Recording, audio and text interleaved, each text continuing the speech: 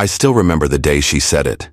My sister Naomi stood there in our dusty garage, her arms crossed, her lips pressed into a tight line. "You'll never be more than a mechanic, Leo," she sneered. "Dream all you want, but you're just going to get grease on your hands for the rest of your life." Those words cut deeper than any wrench could.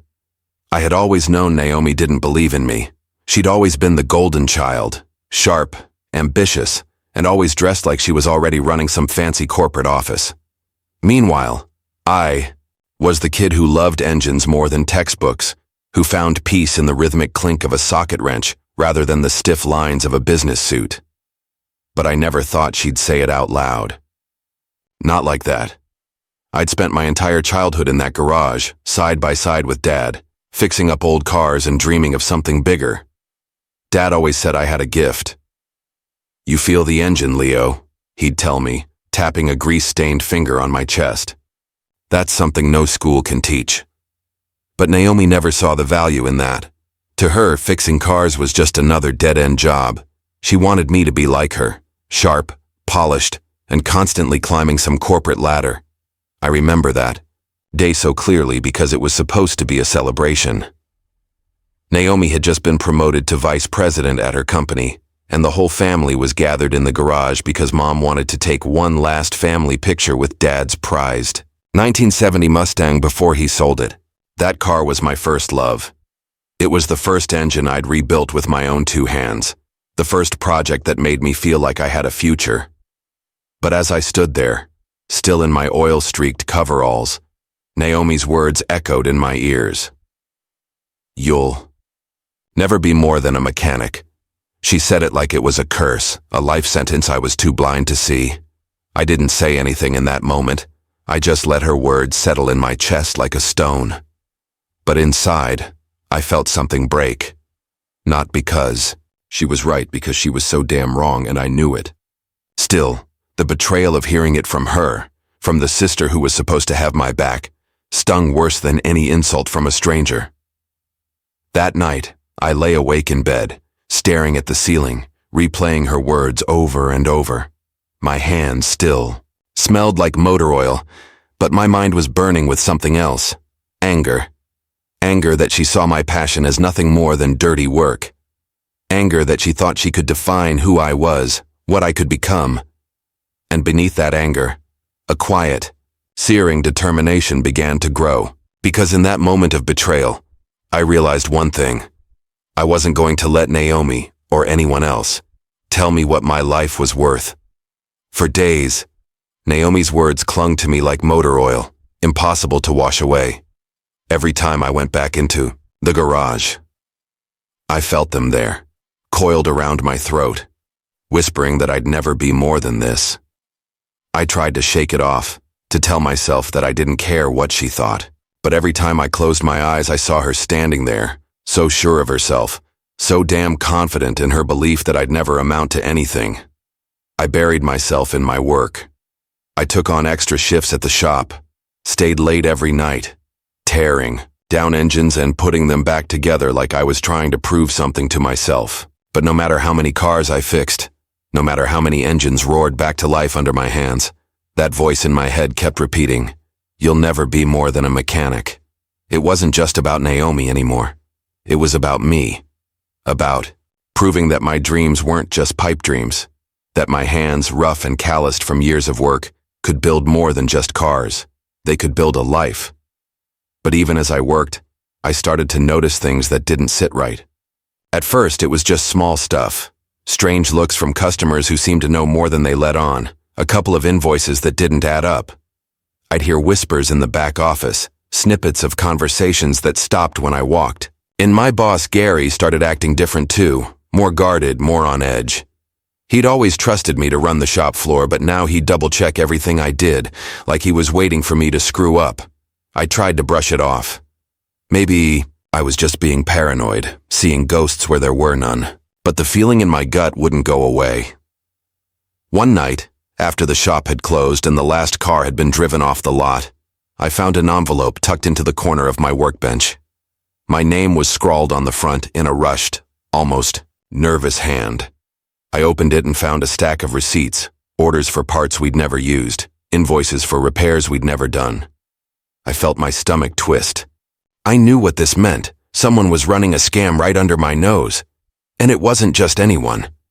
The parts listed on those receipts were for luxury models, cars I'd never even seen in our little neighborhood shop. Someone was using my name, my work, to cover up something bigger. I couldn't sleep that night. I kept replaying every conversation, every look, every offhand comment. Was Gary in on it? Or was it someone else? And why was my name on those receipts? I didn't know who I could trust. The next day, I tried to bring it up to Gary. I showed him the receipts, told him what I'd found. He laughed it off, told me not to worry about it. Just a mix-up in the system, he said, clapping me on the shoulder like we were still friends. But I saw the flicker in his eyes. He knew, and he was trying to bury it. That's when I knew this was bigger than I'd thought. I started paying closer attention. I kept copies of everything, every invoice, every part order, every note Gary left for me. I watched who came and went, who lingered in the back office after hours. I started to see the patterns, the connections, and the more I uncovered, the angrier I got. It wasn't just about me anymore. It was about the shop, about the people who trusted us to fix their cars and keep them safe. It was about my name being used for something I didn't even understand yet. And it was about Naomi's voice in my head, telling me I'd never be more than a mechanic, while I was standing in the middle of something that was so much bigger than just fixing engines. I didn't have all the pieces yet, but I knew enough to see that I was standing on the edge of something huge. My hands, the same hands Naomi had dismissed as nothing but tools for turning bolts, were holding the first clues to something that could blow everything wide open. I was scared. I'd be lying if I said I wasn't. But under the fear, there was something else, a fire I hadn't felt in years. Because if Naomi thought I was just a mechanic, she was about to find out how wrong she was. I was going to figure this out no matter what it took. And when I did, I'd make damn sure everyone knew the truth. I spent the next few weeks in a kind of double life. By day, I was still the mechanic everyone knew, covered in oil and fixing busted radiators. But by night, I was a different man, altogether, tracing paper trails and piecing together the puzzle of what was really going on behind those locked office doors. I found my first real piece of proof by accident. One night, I stayed late at the shop under the pretense of finishing a tricky engine rebuild. Gary had left in a hurry, muttering something about dinner plans, but I knew he was lying. I waited until the clock hit midnight, and then I slipped into his office. I'd never been in there alone before. The room smelled like stale coffee and old paperwork, and there was a safe in the corner I'd never seen open. But I wasn't after the safe. I went straight for his desk. I rifled through the drawers, careful not to leave a single trace. And that's when I found it. A ledger, thick with numbers and names I didn't recognize. I flipped through the pages, my pulse pounding in my ears. There were payments from companies I'd never heard of. Luxury car manufacturers, import-export firms that had no reason to be dealing with a neighborhood auto shop like ours. And there, in black ink, was my name. Over and over again, signatures I'd never written, authorizations I'd never given. I felt like the floor had dropped out from under me. It was all there, laid out in neat columns, proof that someone was using me as a front, funneling money through the shop in my name. My name. I snapped pictures of every page with my phone, my hands shaking so badly I almost dropped it. But even as the fear twisted in my gut, another feeling was growing stronger. Determination. I wasn't going to let this ruin me. If Naomi thought I was destined to spend my life with dirty hands, and nothing to show for it, she was about to see just how wrong she was. I didn't know who to trust. Gary was out of the question. So I turned to the one person who'd always believed in me. My best friend, Marco. Marco had grown up in the same neighborhood as me. He knew what it was like to fight for every inch, and he knew how to keep his mouth shut. I called him that night, my voice low and urgent. "I need your help, man," I told him. "I found something big, and I don't know who else I can trust." Marco didn't ask questions. He just said, "I'm in. Tell Me what you need. We met in the back corner of a diner, the kind of place where the coffee is cheap and no one cares if you stay all night. I laid out everything I'd found, the pictures, the ledgers, the receipts. Marco's eyes grew wide as he took it all in, but he didn't flinch. Whoever's doing this, he said quietly. They're using your name because you're the only one in that shop who's clean. They're counting on you being too loyal or too scared to push back. I nodded. But they're wrong, I said. I'm not scared anymore. We started making a plan. I knew we couldn't just go to the police. Not yet. If we went in half-cocked, we'd just end up with a bunch of questions and no real answers. We needed to build a case that no one could ignore. I kept going to work like nothing had changed. I smiled at Gary, took orders from customers, and kept my head down. But every night, Marco and I would meet and go over everything I found. We tracked the payments, the names, the connections. Marco knew a guy who'd worked in accounting before he got laid off, and he showed us how to trace the money, how to see where it all ended up. The more we dug, the clearer the picture became. Gary was just the middleman. The real money was coming from higher up, from companies that used our little shop as a front to launder their cash. And the worst part was, they'd been using me as their golden boy, the honest mechanic everyone trusted, the perfect cover for their dirty deals. I felt like I was living in a nightmare. Every time I looked at my own hands, I saw the grease and the calluses, and I wondered if that's all Naomi would ever see too.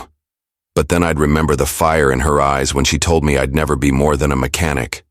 And that thought, her certainty that I'd never rise above this, fueled me like nothing else. Some nights I'd go home and stand in front of the mirror, staring at my reflection until I barely recognized myself. I was still me, still Leo, the guy who loved engines and the smell of gasoline. But now I was something more.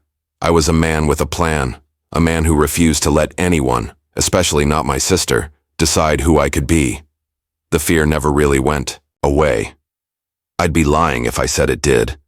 But every time it rose up, I'd think about the Mustang in Dad's garage, the one that had been nothing but a rusted-out shell when we found it. I'd think about how I'd rebuilt it, piece by piece, until it roared to life again. That's what I was going to do with this mess. I was going to rebuild my name, my future, piece by piece. And I wasn't going to stop until I'd built something no one could ever take away from me. The day I decided to confront Gary was the day I finally understood that everything was on the line. My name, my future, my entire sense of who I was. I woke up that morning with my heart hammering in my chest, a quiet fury driving every breath. I knew this was it. No more second guessing, no more hiding in the shadows. Today, I was going to end it. I got to the shop early, the sun barely creeping over the cracked pavement of our little street. The air smelled like motor oil and stale coffee, just like it always did. But today, it felt different.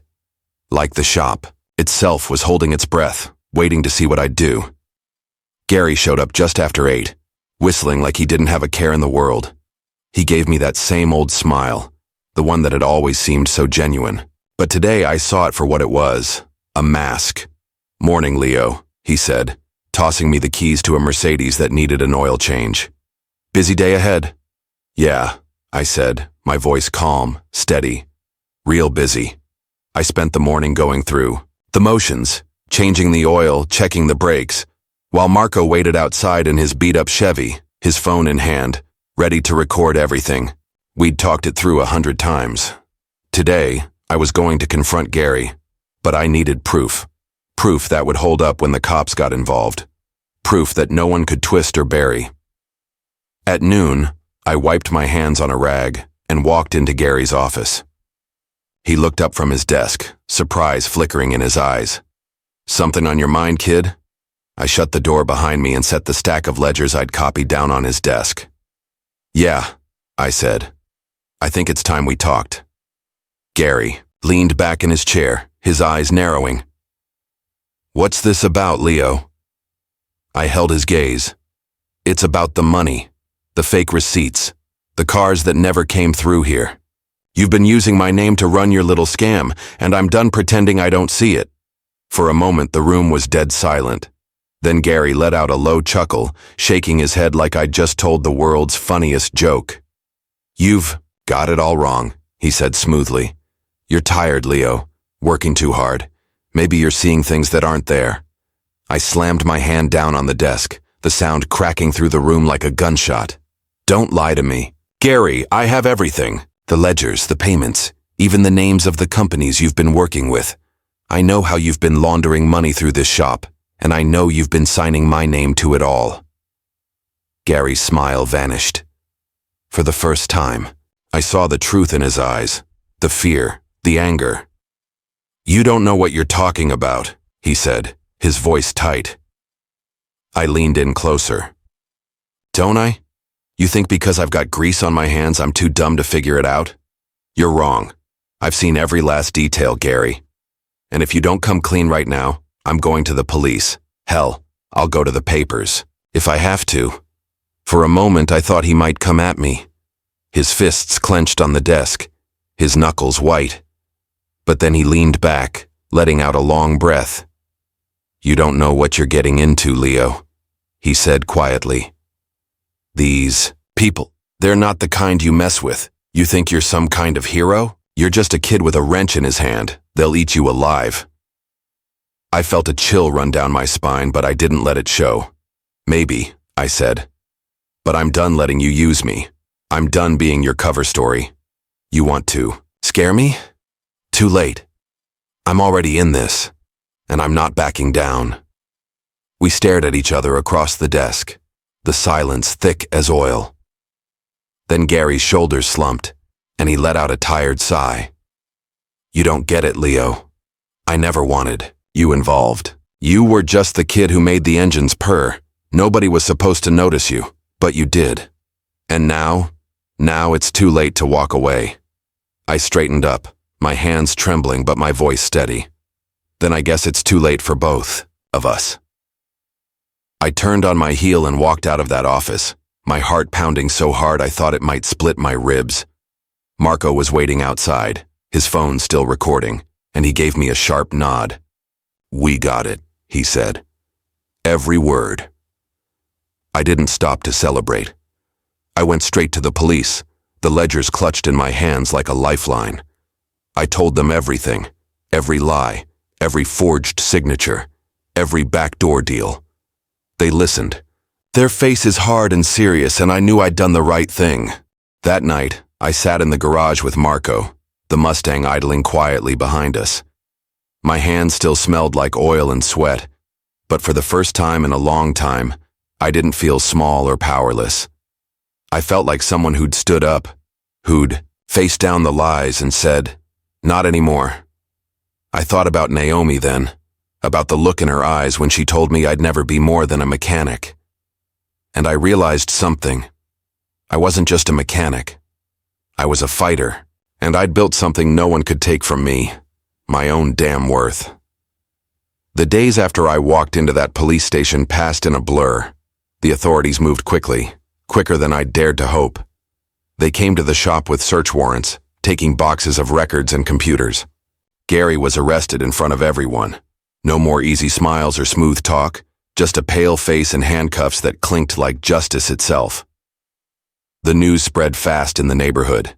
People I'd known since I was a kid would stop me on the street, their eyes wide with questions. "Leo, is it true? Did they really use your name?" I'd nod, still feeling the weight of it all pressing down on my chest. Some of them clapped me on the back, told me I'd done the right thing. Others just looked at me with a kind of pity I couldn't quite stomach. Gary's reputation went up in smoke overnight. The papers ran headlines about the scam, about how he'd been laundering money through the shop for years. My name was there too, but not as a suspect. This time I was the whistleblower, the one who'd refused to let it slide. Watching him led away in handcuffs should have felt like victory, but it didn't. It felt like the end of something, a chapter I'd never asked to be a part of. Even as the dust settled, I couldn't help but think of all the years I'd spent in that shop, working for a man who saw me as nothing but a shield for his dirty deals. But there was something else, too, relief. A quiet, bone-deep relief that I'd stood up for myself. That I hadn't let Naomi's words define me, or Gary's lies bury me. For the first time, I felt like I was in control of my own story. I still went back to the garage in the evenings.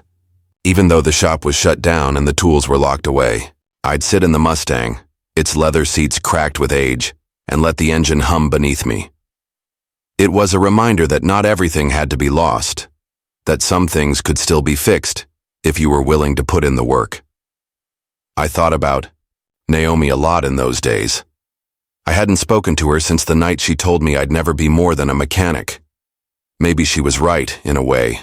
I'd never be the kind of polished executive she wanted me to be. But I'd built something else, something real, something I could be proud of.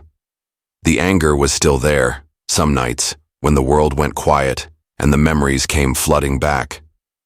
But it was different now, less like a weight, and more like a fire that kept me moving forward. I'd face the truth even when it scared me, and I'd come out the other side with my head held high. That was enough. For now, it was enough. In the months after Gary's arrest, everything changed. The shop closed down for good. Yellow caution. Tape across the doors. A sad echo of the place that had once felt like a second home. It hurt to see it that way, like watching an old friend fade away.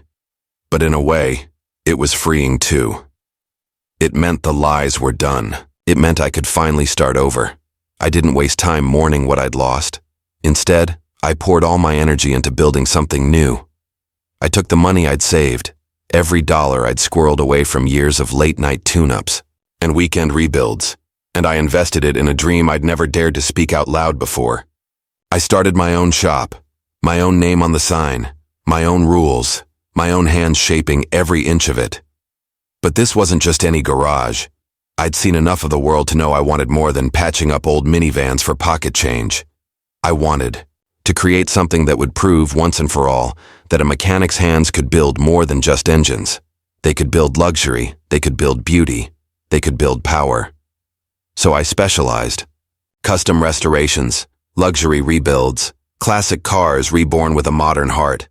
It was slow at first, like coaxing an old engine to turn over on a cold morning. But word spread. People who loved cars the way I did, people who wanted their dream. Rides brought back to life. They came to me. They trusted me.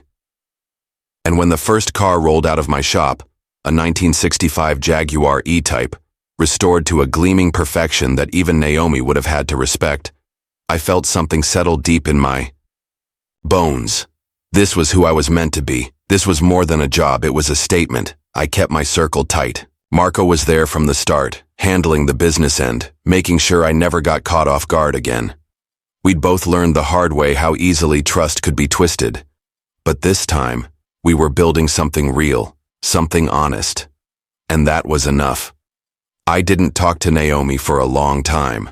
Part of me wanted to call her, to throw my success in her face and say, "Look, you were wrong."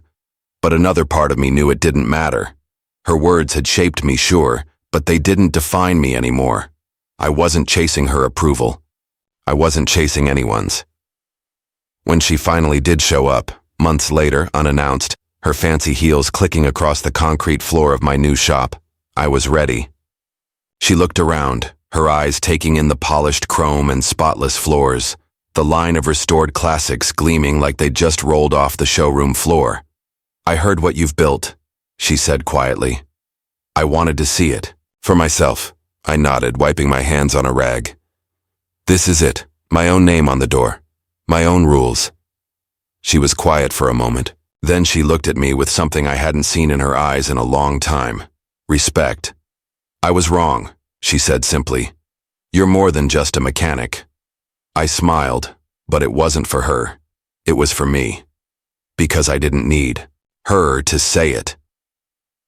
I already knew. Standing there, the smell of leather and polish filling the air, I realized that this was what peace felt like. Not the absence of struggle. No, the struggle was part of it. But the knowledge that I'd faced it, and I'd come out the other side stronger. I still wore the same coveralls, still had grease under my nails most days.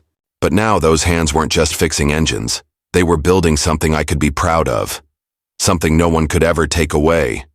And in the end, that was worth more than any fancy title or corner office. I was more than a mechanic. I was a creator. And this was just the beginning. Looking back, I realized that betrayal doesn't just come from people. It comes from the limits they try to put on you. Naomi's words, Gary's lies, they were chains meant to keep me in one place, meant to make me doubt what I could become. But the truth is, no one else gets to write your story. No one else decides what you're worth. I learned that strength isn't about how many cars you can fix or how much money you can make. It's about how many times you're willing to stand up, even when it feels like the whole world is telling you to sit down. It's about refusing to let someone else's vision of you become your own. I used to think being a mechanic meant I was stuck in the dirt, that I'd never get to see the other side of the tracks. But I was wrong. Those calloused hands, those oil-streaked coveralls, they weren't a prison. They were my foundation. They were proof that I knew how to build something from the ground up, even when the odds were stacked against me. In the end, I didn't just build a garage. I built a life that was mine, on my own terms. And that's what real freedom looks like. It's not about what other people think you're worth. It's about knowing deep down that you're the only one who gets to decide. I still have days where the old doubts creep in, where I wonder if I'm really as strong as I believe. But then I look around at the cars I've restored, the life I've created, and I remember that every scar, every betrayal, was just another lesson. Another chance to prove that I'm more than what anyone else could see. And so if there's one thing I'd want you to take from my story, it's this. Don't let anyone tell you who you are. Don't let their fears or their limits become yours. You've got your own dreams, your own fire. And that's enough to build something no one can ever take away. After all, in the end, the only thing that really matters is the story you choose to tell about yourself. Make it a damn good one.